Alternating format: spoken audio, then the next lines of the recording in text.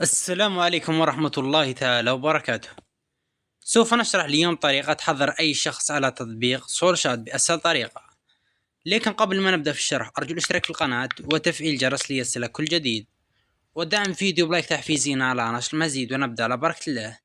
لحظر أي شخص على تطبيق سول شات نقوم بالدخول إلى التطبيق الخاص بنا كما تلاحظون، وتظهر هذه الواجهة الخاصة بالتطبيق. نقوم باختيار أي شخص ونريد حظره. مثال أريد حظر هذا الشخص، نقوم بالضغط هنا أو على أي شخص تقوم بالدخول إليه. مثال أريد حظر هذا الشخص، نقوم بالدخول إليه كما تلاحظون.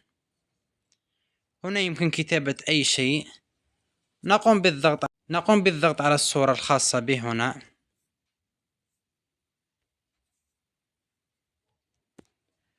فتظهر هذه الواجهة. ثم نقوم بالضغط على خيار 3 شرطات هنا،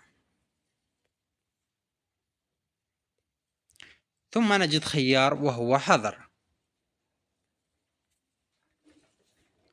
نقوم بالضغط عليه. هكذا تم حظر هذا الشخص بأسهل طريقة. أرجو أن يعجبكم الفيديو وشكرا على المتابعة.